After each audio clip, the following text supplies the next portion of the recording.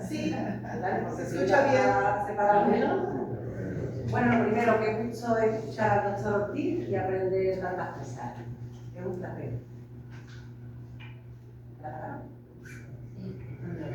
Vale, el micrófono, vale. Lo repito. Que gusto escuchar al doctor Ortiz y aprender tantísimas cosas. Mi interés por la figura de Juan Francisco Bodega y Cuadra y Manuel Quimper despertó a partir de la consulta en el Archivo General de Indias en Sevilla de los diarios de navegación de los diferentes marinos que durante los siglos XVI, XVII y XVIII surcaron las costas del Pacífico Norte. Fue a través del estudio de dicha documentación, como desde el Instituto de Cultura Oregoniana, le dimos forma y contenido al libro Los orígenes hispanos de Oregón, la primera obra académica sobre el noroeste del Pacífico realizada completamente en español, y en la que quisimos destacar la relevancia histórica de estos dos ilustres limeños, a quienes conocemos fundamentalmente como marinos de la Real Armada Española, pero que también fueron hombres cultísimos, geógrafos, botánicos, naturalistas, etnógrafos y exploradores de las tierras tan lejanas hasta que ellos no las cartografiaron ni siquiera aparecían en los mapas.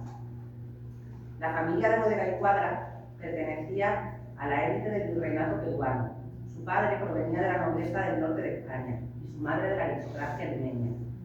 Como correspondía a su estatus, Juan Francisco fue bautizado en junio de 1744 en la hermosa parroquia del Sagrario y junto con sus hermanos recibió su primera formación en el seno del hogar, y al cumplir los 12 años ingresó en el Colegio Mayor Real de San Martín, el principal de los jesuitas en Lima, donde para acceder era obligatorio saber leer y escribir, y donde durante 5 años, además de estudiar asuntos relativos a la biología y las ciencias naturales, recibió formación en gramática, literatura, filosofía, derecho y artes. Una educación que, además de sólidos conocimientos y valores, le proporcionaría una buena oratoria y una espléndida capacidad narrativa. En 1762, poco antes de cumplir los 19 años, y tras finalizar esa primera etapa formativa aquí en Lima, Juan Francisco viajó junto a uno de sus hermanos, Manuel, a España, donde ingresó en la Real Academia de Guardiamarinas de Cádiz, una institución pionera en aquel momento que tenía como propósito instruir a los futuros oficiales navales. Allí estudió, de acuerdo con las ordenanzas generales de la Armada, materias como aritmética, geometría, trigonometría, cosmografía, náutica, mecánica, astronomía, teoría y práctica de la artillería, construcción y maniobra de navíos, fortificación y dibujo. Además, por si eso era poco, esgrima y lenguas extranjeras. Tras graduarse como guardia marina, practicó todo lo aprendido primero en el navío de línea Terrible, realizando el curso en las costas del norte de África, y después en el navío Princesa, con el que viajó a los puertos de Nápoles y Palermo, hasta 1767, año en el que ascendió al alférez de fragata y fue destinado de nuevo a Italia, para después embarcarse en el navío Septentrión, con destino a Buenos Aires, Concepción y a su Lima natal. Aunque solo temporalmente, ya que al no estar el dicho navío destacado en América, tuvo que regresar a España, donde fue destinado al departamento de Cartagena, en el Levante, en la zona del Mediterráneo. Si con esta introducción he querido destacar la magnífica formación académica y militar de Bodega y Cuadra, ahora me gustaría subrayar otra de las muchas cualidades de nuestro protagonista, el amor a su familia y a su tierra también. Y es que de regreso a España, en 1769, Juan Francisco lo que más deseaba era retornar al Perú, sobre todo tras conocer que su padre estaba pasando algunas dificultades económicas. Y ese deseo por volver a su tierra se lo hizo saber al ministro de Marina, quien rechazó repetidamente sus peticiones, hasta que en 1773, con ocasión de la preparación de un destacamento que realizaría misiones de exploración en la costa norte del Pacífico americano,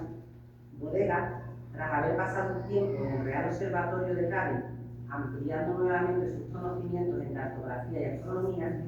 fue admitido para las dichas expediciones, consiguiendo así, a los 29 años, por fin regresar a América. Por esa misma época, el también limeño de padre de origen francés y madre española, Manuel Quimper, tenía 17 años, 12 menos que Bodega, y acababa de graduarse con sobresaliente y una especialización en matemáticas aplicadas a la náutica en la Universidad de San Marcos. Había había accedido a tan prestigiosa institución por recomendación del virrey Manuel Amat, que había quedado impresionado con los planos que un joven Quintero había levantado con tan solo 15 años, en un viaje que había realizado a la actual isla de Pascua. Nada más acabar sus estudios, se embarcó en una de las naos de la segunda expedición que desde el Callao navegaría hasta Tahití, en la actual Polinesia Francesa, con la intención de incorporar aquella isla a los territorios de la monarquía hispana. No coincidieron Quintero y Bodega en aquel momento, porque mientras que el primero navegaba hacia el Pacífico Sur, Juan Francisco comenzaba a preparar su viaje hacia el Pacífico Norte. Para dicha misión, auspiciada por el virrey de la Nueva España, Antonio de Bucareli, Bodega había viajado desde Cádiz con 7 cajones con los más avanzados instrumentos técnicos de navegación, con el objeto de cartografiar y trazar rutas a lo largo de las costas del noroeste americano, aunque realmente el plan del virrey era menos científico que territorial, ya que su intención era que se superasen los 50 grados de latitud norte, lugar alcanzado por la anterior expedición, la de Pérez Hernández de 1774, que llegó hasta las costas de la actual Columbia Británica, en Canadá. También el virrey estaba interesado en continuar buscando el paso del noroeste o estrecho de Ariana, un único canal que comunicaría los océanos Pacífico y Atlántico, y en levantar mapas y planos de la costa y tomar posesión de las tierras descubiertas con el fin de reafirmar el dominio español en aquellos territorios, que por aquel entonces, como ha explicado el profesor Ortiz, empezaban a verse amenazados por la presencia de los rusos y los británicos, que buscaban enriquecerse con el lucrativo comercio de pieles, tan fructíferas que en aquella época eran llamadas guerreros suaves. La expedición, al mando del teniente de navío Bruno de Zeta, salió de San Blas a mitad de marzo de 1775, el mismo año en el que comenzó la Revolución estadounidense. Contaba con 3 barcos: la fragata Santiago, la goleta Sonora y el paquebote San Carlos, además de una dotación de 160 hombres y provisiones cada uno.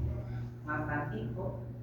pidió ir en la goleta, una embarcación de tan solo 11 metros de eslora y 17 tripulantes.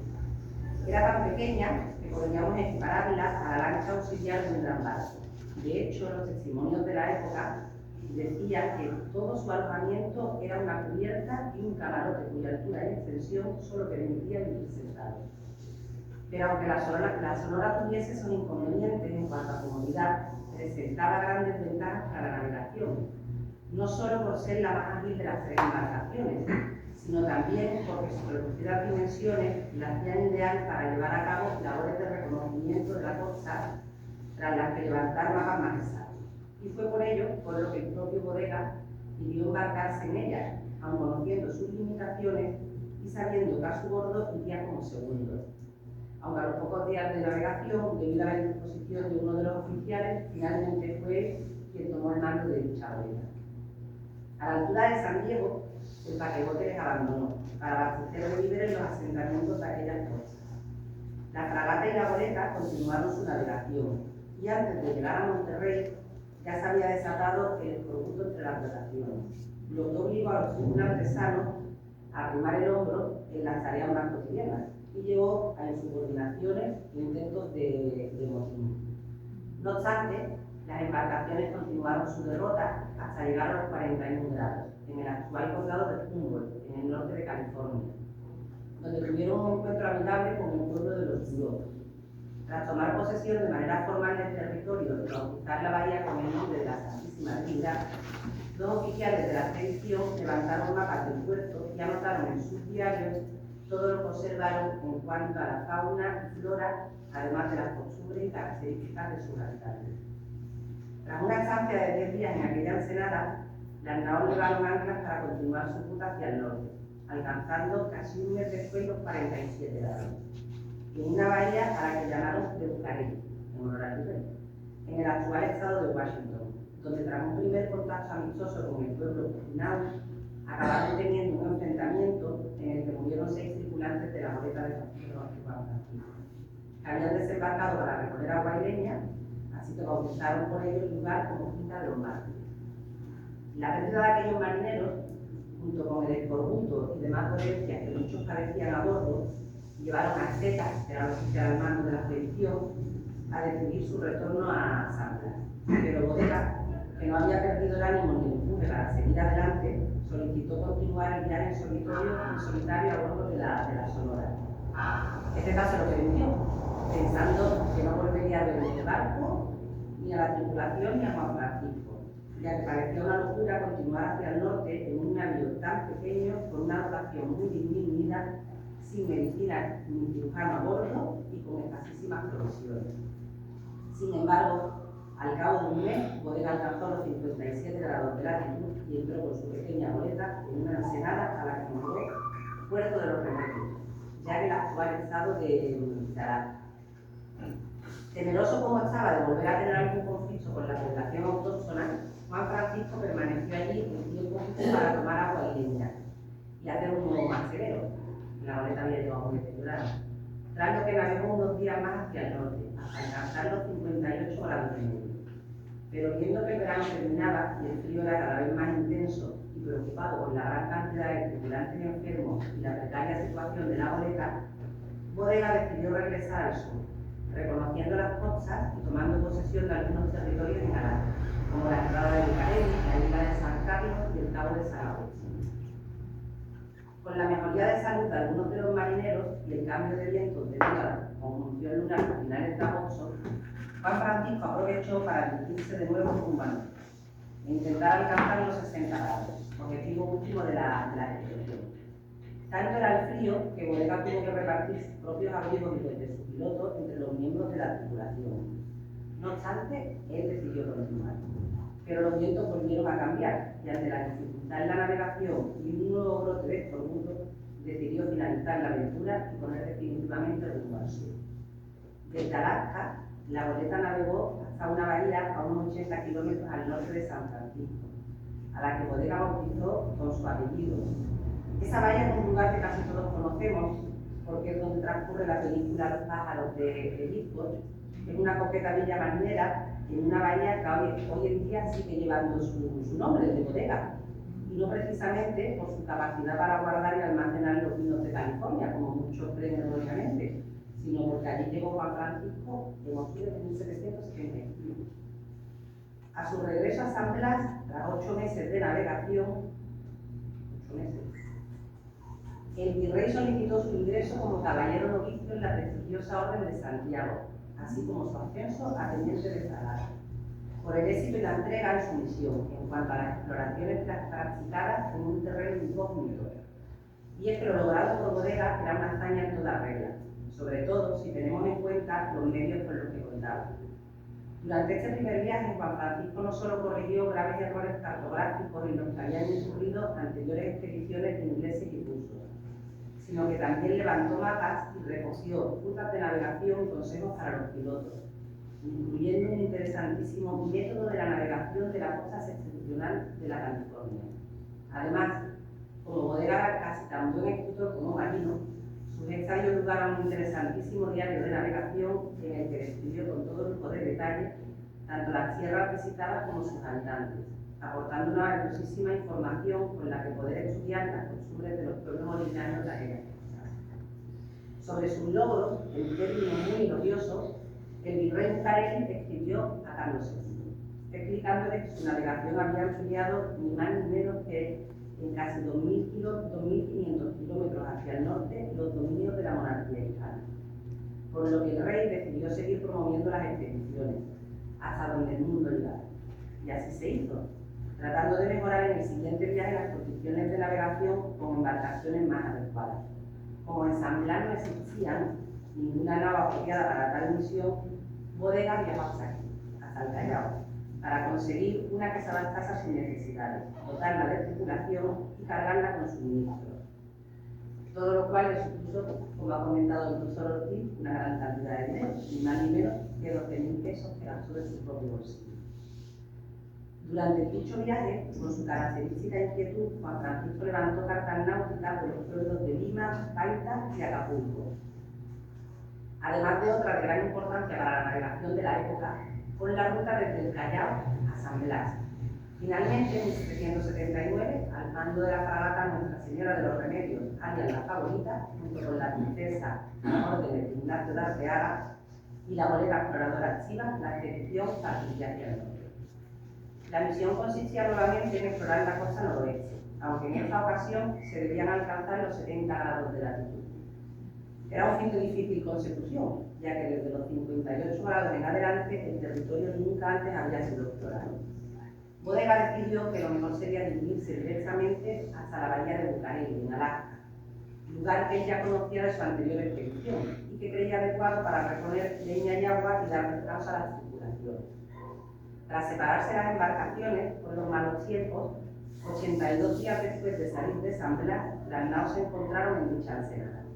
donde hallaron un mejor abrigo de los vientos en un lugar al que bautizaron como Puerto de Santa Cruz, y donde tras un primer contacto amistoso con los civiles, tomaron posesión del territorio y levantaron un barracón en el que poder asistir a los numerosos marineros enfermos. Permanecieron los expedicionarios en el dicho puerto más de un mes. Durante las primeras semanas, la relación con sus pobladores fue tan amigable que Bodega aceptó que subieran a bordo de las naves para intercambiar objetos, llegando incluso estos a proponerle criar un niño de edad de nuevo 10 años, al que Juan Francisco tomó bajo su protección para instruirlo en cuanto a su aplicación manifestase adelantamiento, tal y como él mismo anotó en su diario.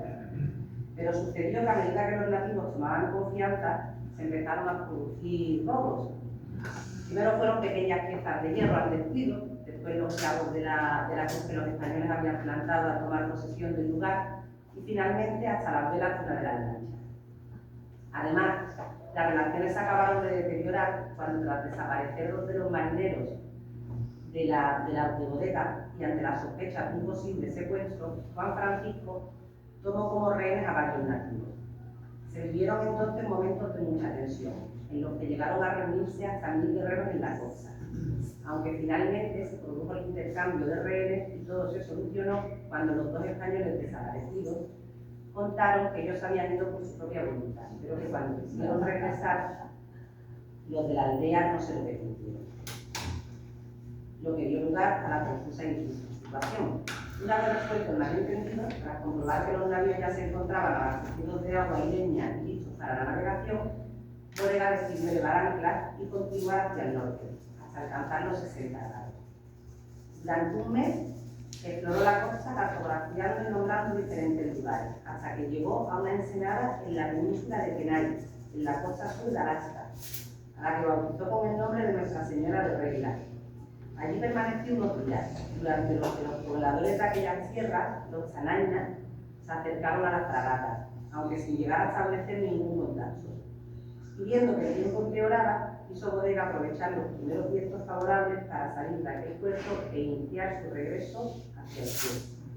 Al llegar a San Francisco, desembarcaron a la marinería enferma y recibieron las noticias de la declaración de guerra de Inglaterra y España, con la intervención de esta última a favor de los separatistas de las 13 colonias. Desde allí navegaron hasta San Blas, dando por finalizada la misión el 21 de noviembre de 1779. Fue durante esta expedición de casi 10 meses de duración cuando, además de reconocerse la mayor parte de la costa del noroeste americano, se pudo desmentir categóricamente la existencia del tan buscado paso por el que acortar las navegaciones hacia Asia. Una vez de vuelta a San Blas, Bodega bautizó al niño Trinity, que había tomado bajo su protección en Alaska, con su mismo nombre, Juan Francisco. En esta ocasión, al regreso de su viaje, como recompensa a sus logros, el virrey de la Nueva España solicitó para él el definitivo hábito de caballero de la Orden de Santiago, el ascenso a capitán de fragata y, además, un empleo. Por lo que a principios de 1780 se le entregó el mando del departamento de San Blas, con la misión de reforzar el puerto ante posibles ataques de los ingleses. Acabada dicha fortificación, recibió Juan Francisco la orden de desplazarse junto con otros oficiales a La Habana, pero las penurias sufridas durante su larga expedición al norte, junto con las insalubres condiciones de aquel puerto, yo creo que el doctor Ortiz ha quedado incluso corto cuando la ha descrito, porque yo he leído que eran como ciénagas, mosquitos, o sea, un auténtico infierno. Le habían hecho enfermar de tal manera que tuvo que solicitar licencia para viajar a la Ciudad de México, donde intentar curarse. Una vez allí, ya repuesto de sus dolencias, el virrey le encomendó la misión de viajar hasta Perú para abastecerse, como ya han explicado, de mercurio de las minas de Huancavelica. Y es que la guerra con Inglaterra había entorpecido el tráfico de dicho metal desde España y era muy necesario para la obtención de la plata. A Bodega, por supuesto, le motivaba mucho más esta misión que la de ir a Cuba. Primero, porque así tendría la oportunidad de volver a ver a su familia aquí en Lima. Y probablemente, no lo sabemos, pero probablemente podría dejar al pequeño Juan Francisco al cargo de uno de sus hermanos. Quizás Alberto, que era el que se había dedicado al comercio y había heredado la casa familiar. Y segundo, porque con dicho viaje posponía sus servicios en La Habana, que él consideraba como menores y de poca importancia para su carrera. La orden era ir desde San Blas hasta el Callao, para recoger allí cualquier excedente de mercurio y llevarlo después hasta Acapulco. El viaje de ida, por los malos tiempos y el mal estado del navío, que tuvo que ser reparado en Panamá, le llevó efectivamente 13 meses, cuando lo normal decían que eran 3. Finalmente, al llegar al Callao, supo que todo el excedente de azogue ya había sido enviado a Acapulco y tuvo que esperar casi 2 meses más para no volver a San Blas de vacío. Cuando por fin pudo regresar con bastimentos y pasajeros, había estado fuera casi 2 años, realizando un viaje que había supuesto unos 39.000 pesos de gastos para la corona. Una vez finalizada la expedición, como las expediciones hacia el norte serían paralizadas por la guerra, Bodega volvió a recibir la orden de pasar al departamento de La Habana a continuar su mérito. Hasta allí se desplazó, permaneciendo en aquel puerto poco más de 1 año, tiempo durante el cual solo llevó a cabo una misión de importancia, comandando un convoy de transporte a Panamá,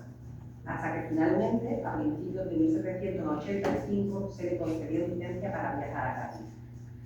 Como en España no tenía asignado ningún servicio, aprovechó para visitar a su hermano pequeño, a Manuel, que vivía cerca de Madrid, y para solucionar unos cuantos temas que requerían de bastante papeleo, como ya estaba siempre el viaje hacia el norte y era muy difícil. Tenía que justificar los gastos de su largo viaje desde San Blas al Callao y contener así las críticas que estaba recibiendo por parte de otros marinos por su elevado coste. Tenía que presentar una completísima hoja de servicios para solicitar su ascenso a capitán, que finalmente obtuvo en noviembre de 1786, y también tenía que recabar todas las pruebas necesarias para su ingreso definitivo como caballero de la Orden de Santiago, que consiguió en abril de 1788. Y por si todo ese papeleo no fuese poco, finalmente tenía que aportar la documentación necesaria para poder contraer matrimonio con María Marín del Valle de Ábalos, una joven criolla de Tepic, que era donde vivían la mayoría de los oficiales de San Blas, hija del comandante militar de aquel puerto, con la que llevaba un tiempo tratando de casarse sin haberlo conseguido por sus continuidades. Una vez finalizadas todas esas tareas burocráticas, Bodega estuvo preparando un informe para el rey sobre un nuevo viaje de exploración en el que se cartografiase toda la costa del Pacífico, desde el Cabo de Hornos hasta Alaska, pasando por las Islas Galápagos. No tuvo respuesta a su solicitud de permiso para casarse, ni tampoco recibió la aprobación para la expedición propuesta, ya que por aquel entonces se estaba preparando el ambicioso viaje científico y político alrededor del mundo de Alejandro Malaspina y José de Bustamante. Así que Juan Francisco, al no tener ningún servicio asignado en España, pidió su vuelta a San Blas y en marzo de 1789 regresó hacia el dicho puerto junto con otros 6 oficiales de la Armada. Y ahora sí, entre ellos se encontraba el ya teniente de navío Manuel Quinter, que tras haber vuelto de Tahití y explorado el archipiélago de Juan Fernández y las costas de Chile, llevaba unos años en España participando en la protección del Golfo de Cádiz. Aquí coincidieron y aquí empezó su amistad. Durante este segundo periodo en la comandancia de San Blas, Bodega supervisó la construcción de las embarcaciones destinadas a afianzar el control español en el norte, sobre todo en Nootka, en la actual Columbia Británica de Canadá, un lugar que había sido visitado por los españoles desde 1774 y donde ahora los británicos pretendían fundar un establecimiento permanente, amparándose en la supuesta compra de un terreno a sus pobladores locales. Conociendo tales pretensiones, el oficial al mando de aquel establecimiento español, Esteban José Martínez, había apresado varios buques de los ingleses y los había llevado hasta San Blas, donde Bodega ordenó liberar a sus tripulantes, compensar a sus capitanes e incluso restituir una de las embarcaciones. Para dicha misión, la de devolver el navío a sus dueños en Nootka, Juan Francisco confió en su compañero y ya amigo Manuel Quintero, que al no dar con los ingleses en el dicho puerto, continuó explorando el sur de la isla por el estrecho de Fuca, nombrando en esta expedición más de 20 accidentes geográficos cercanos a la isla de Vancouver y llegando incluso a alcanzar las costas de Alaska. Además de la de Quimper, Bodega desde San Blas participó en la organización de otras importantísimas expediciones, que además de continuar explorando y cartografiando aquellas costas, transportaron las dotaciones y los bastimentos necesarios para poder finalizar la construcción del fuerte militar de San Miguel en Nootka y también para establecer el de Núñez Gaona, en el actual estado de Washington. Todas ellas en un tiempo durante que la crispación entre España e Inglaterra, agravada tras el apresamiento de los navíos británicos antes mencionados, fue aumentando de tal manera que se llegó a un clima de guerra inminente. La situación prebélica se calmó tras la firma en Madrid en octubre de 1790 del Tratado del Escorial, en el que de manera bastante ambigua se intentaron establecer los límites de las posesiones en el Pacífico Norte, compartiendo ambas naciones soberanía nunca y comprometiéndose España a no ascender de los 48 grados e Inglaterra a no provocar incidentes hasta esa latitud. Además, tras la firma del dicho tratado, viendo España el nulo apoyo recibido por otras naciones como Francia y los ya independientes Estados Unidos, se resolvió en la primera convención de Nootka que el rey Carlos IV reconociese el error en la captura de los navíos y estableciese la libertad de navegación, pesca y comercio de los británicos con las poblaciones autóctonas, así como la posibilidad de poder construir asentamientos, siempre de carácter no permanente, aunque sin poder acercarse a más de 10 leguas de las instalaciones españolas. Pero aun estando ambas naciones conformes con lo acordado, todavía quedaba pendiente el asunto de la soberanía en aquellos territorios. Y para negociar tan delicada cuestión, se ordenó a Bodega, conocido por su buen desempeño y acierto, que viajara en misión diplomática hasta la isla de Nootka, para reunirse allí con el comisionado de Inglaterra, el entonces teniente George Vancouver. Para ello, se organizó la conocida como Expedición de Límites,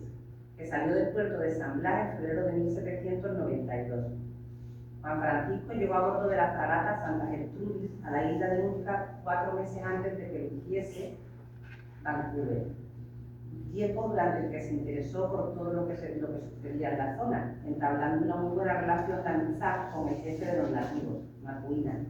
quien incluso le permitió participar de manera directa en sus usos y costumbres, para recoger después toda esa valiosísima información de nuevo en sus diarios y escritos. Una vez que llegó la comitiva inglesa, como Bodega tenía claro que la posesión de la isla era española,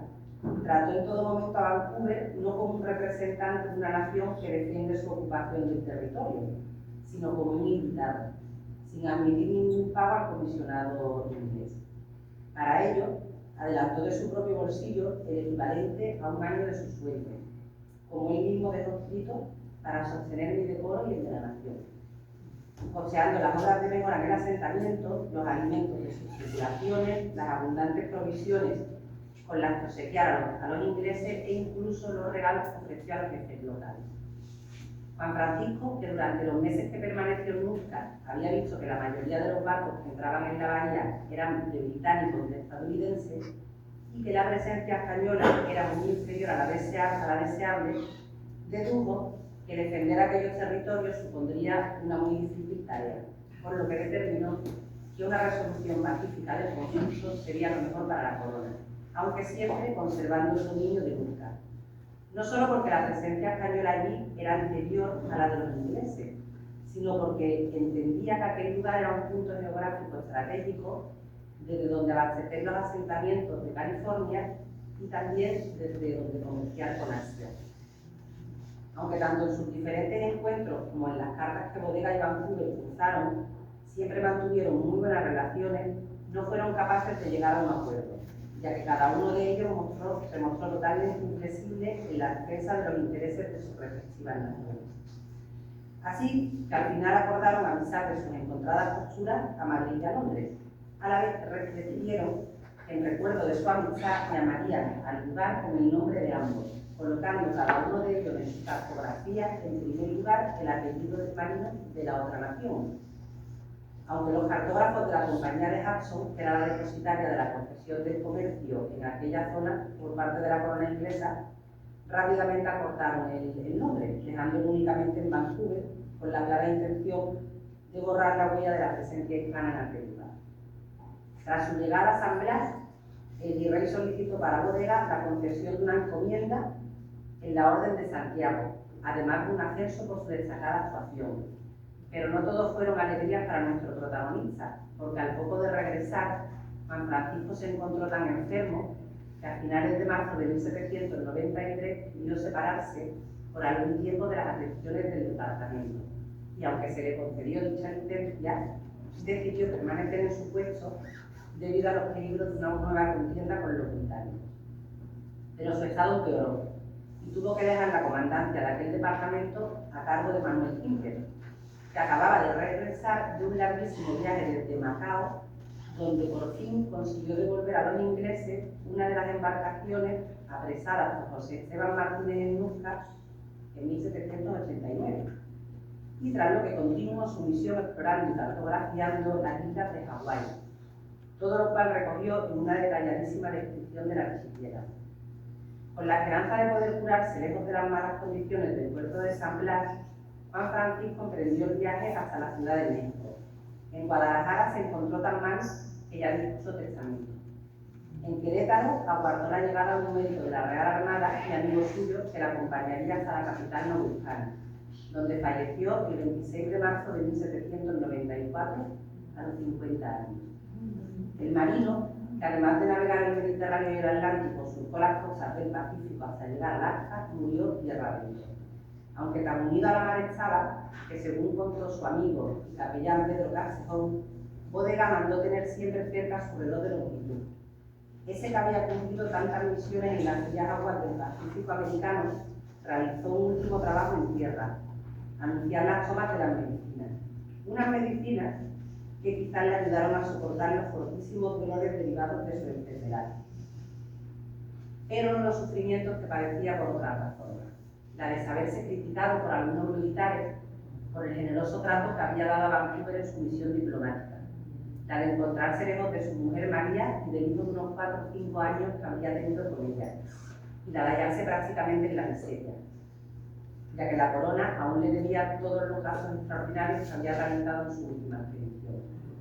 Aunque la muerte le libró de tener que soportar una amargura aún mayor, la entrega definitiva a los ingleses del establecimiento de Nootka, y ver así que muchos de sus esfuerzos y penalidades habían resultado inútiles. El mismo año del fallecimiento de Bodega, Manuel Quinter obtuvo un permiso para viajar a Madrid, donde recibió el hábito de caballero de la Orden de Calatrava. No se imaginaría entonces Quinter que ya no volvería a navegar las costas del noroeste americano, ni tampoco las vueltas que daría a su vida durante los siguientes 50 años. Y ese Quinter murió a la avanzada edad de 87. Tampoco Bodega se podría imaginar entonces que sería un marino recordado por sus viajes hacia el norte. Y es que desde aquellos tiempos hasta hoy en día, su memoria ha seguido viva. No solo en los topónimos de la costa del noroeste americano y en los monumentos que allí le recuerdan, como el del puerto de Nootka, que conmemora su encuentro con Vancouver, las pinturas murales del Palacio Legislativo de Victoria, en la capital de la Columbia Británica, e incluso en algún momento una unidad de la Armada canadiense que llevó su nombre. También en España, con muchos en el pueblo de su padre, en el Museo Naval de Madrid, además de monedas y sellos conmemorativos. Y por supuesto, en los artículos y libros que se siguen publicando sobre su vida y sus aventuras. Y también en las escuelas diplomáticas, donde la copiosa documentación resultante de su encuentro con Vancouver se sigue estudiando como ejemplo de conciliación por su amplia visión en los asuntos internacionales y su mentalidad abierta. Y cómo no aquí, en Perú, en lugares como el Museo del Sitio Bodega y Cuadra, y en espacios como este, y personas como ustedes, siempre dispuestos a recordar su interesantísima figura. Y también la de su amigo y compañero Manuel Quinter, personajes históricos de tal relevancia que nunca deberían caer en el olvido. Muchísimas gracias por su atención.